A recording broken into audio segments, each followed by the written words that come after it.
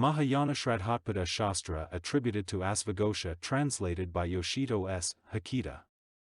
Copyright 1967, Columbia University Press. The Greatness of the Influences of Suchness. Part 5. Encouragement of practice and the benefits thereof.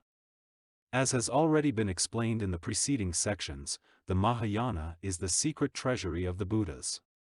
Should there be a man who wishes to obtain correct faith in the profound realm of the Tathagata and to enter the path of Mahayana, putting far away from himself any slandering of the teaching of Buddha, he should lay hold of this treatise, deliberate on it, and practice it. In the end he will be able to reach the unsurpassed enlightenment.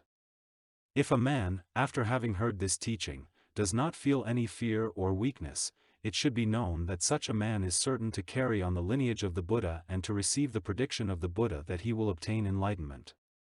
Even if a man were able to reform all living beings throughout all the systems in the universe and to induce them to practice the 10 precepts, he still would not be superior to a man who reflects correctly upon this teaching even for the time spent on a single meal, for the excellent qualities which the latter is able to obtain are unspeakably superior to those which the former may obtain. If a man takes hold of this treatise and reflects on and practices the teachings given in it only for one day and one night, the excellent qualities he will gain will be boundless and indescribable. Even if all the Buddhas of the 10 directions were to praise these excellent qualities for incalculably long periods of time, they could never reach the end of their praise, for the excellent qualities of the reality, dharmata, are infinite and the excellent qualities gained by this man will accordingly be boundless. If, however, there is a man who slanders and does not believe in this treatise, for an incalculable number of aeons he will undergo immense suffering for his fault. Therefore all people should reverently believe in it and not slander it, for slander and lack of faith will gravely injure oneself as well as others and will lead to the destruction of the lineage of the 3 treasures. Through this teaching all Tathagatas have gained nirvana, and through the practice of it all bodhisattvas have obtained Buddha wisdom.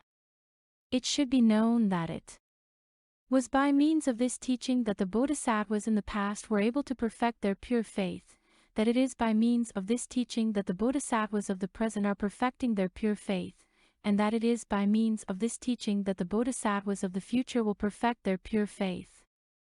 Therefore men should diligently study and practice it. Profound and comprehensive are the great principles of the Buddha, which I have now summarized as faithfully as possible. May whatever excellent qualities I have gained from this endeavor in accordance with reality be extended for the benefit of all beings. Awakening of Faith in the Mahayana. Introduction. The Awakening of Faith in the Mahayana, Ch-Chishinluan, is a short, but advanced commentary from the 5th or 6th century on Mahayana Buddhist thought attributed to the Indian Buddhist poet and philosophy Ashvagosha. By synthesizing major ideas of Mahayana thought in an innovative manner at a critical period in the development of Buddhism in China, the commentary is widely considered one of the most influential texts in the history of East Asian Buddhism. 1. Its outline of the doctrines of Buddha nature, Buddha bodies, and one mind, among others, served from the medieval period onwards as one of the main foundations of East Asian Buddhist thought and practice, including Zen, Ch. Chan. Though dense and philosophical in presentation, The Awakening of Faith is a religious work whose intent is to show practitioners the true path to enlightenment. The primer reviews the history and development of the text, and its structure and key teachings. It also briefly probes into the problematic of apocryphal texts in the formation of Zen. History and development. According to received tradition, Ashvagosha, a Mahayana philosopher who lived in the 1st to 2nd centuries in India, wrote The Awakening of Faith.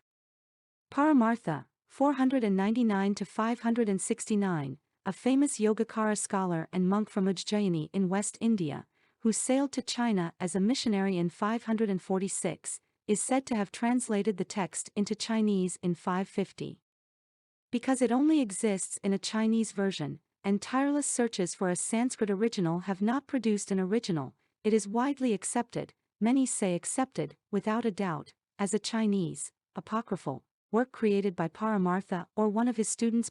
2. It seems likely then that the text was composed by an Indian or Central Asian author already familiar with the culture and intellectual climate of 6th century Chinese Buddhists. The intent was to create at least in part a text particularly appealing to Chinese Buddhists during the critical period in which important Chinese schools of Buddhist thought, such as Huayan, Tiantai, Chan/Zen, were being created. 6 Ananda, 652-710, a Khotanese monk and Tripitaka master, made a second translation about 150 years after the first translation. His purpose was to clarify what to him seemed controversial passages in Paramartha's translation. As the importance of the text spread throughout East Asia, early Buddhist scholars made more than 170 commentaries on the text. The most important of these were by Fazang, 643-712, a Chinese Huayan monk, Jingying Huiyuan, 523-598, and Wangqiao, 617-686, a Korean monk. 3 Fazang, who we will return to in later sections of the primer, was the third patriarch of and the greatest systematizer of the Huayan school of Buddhism. 3 In the early decades of the 20th century, the text was appropriated for a wide variety of causes, including re-envisioning Chinese and East Asian Buddhist history and the place of Buddhism in modern society, Asian nationalism, and the Occidentalist strategies of Japanese Buddhism as it entered the modern world. All of these uses of the text have produced conflicting interpretations of the original Buddhist text. 4. Structure of the text. The translation into English of The Awakening of Faith by Hakeda is short, 60 pages or less, and has 5 parts. 5 The text opens with a standard Buddhist invocation, I take refuge in the Buddha, and in the Dharma, and in the Sangha. May all sentient beings be made to discard their doubts, to cast aside their evil attachments, and to give rise to the correct faith in the Mahayana, the Absolute, page 31, and closes with a prayer that the intent of the book be fulfilled. Profound and comprehensive are the great principles of the Buddha, page 97. 6 The text in between the invocation and prayer is divided into 5 parts, with the first part added perhaps at a later time. As explained in the text, there is a teaching, Dharma, which can awaken in us the root of faith in the Mahayana, the Absolute, and it should therefore be explained. The explanation is divided into 5 parts. They are the reason for writing, the outline, the interpretation, on faith and practice, the encouragement of practice and the benefit thereof. In greater detail. In Part 1, 2 pages long, pages 33-34, the author gives 8 reasons for writing The Awakening of Faith, pages 33-34. They are in order: to free all beings from suffering, to spread the true teaching, to support those on the path, to awaken faith in beginners, to show means for remaining free of bad influences, to teach proper methods of meditation, to present the advantages of reciting the name of Amitabha, to provide an introduction to Zen. In Part 2, 3 pages long, pages 35-37, the author presents an outline that is to be developed and elaborated on in the discussion that follows, and introduces the concept of one mind. One writer, certainly among many, found that this fairly opaque part made his head hurt. Part 3, 49 pages, pages 38-87, takes up, if cryptically, the theoretical tenets of Mahayana doctrine, which include, in the text, the threefold notion of the essence of the mind, enlightenment and non-enlightenment, ignorance, refutation of false teachings and preconceptions, the proper methods leading to enlightenment, and the merits and virtues of a bodhisattva. 2 aspects of mind are used in the discussion to clarify the relationship between enlightenment and ignorance, nirvana and samsara, or the absolute and the phenomenal. The part is divided into 3 relatively lengthy sections, each with a number of chapters. The 3 main sections are Revelation of True Meaning, pages 38-73, Correction of Evil Attachments, pages 73-79, and Analysis of the Types of Aspersion for Enlightenment, or the Meanings of Jnana, pages 79-87.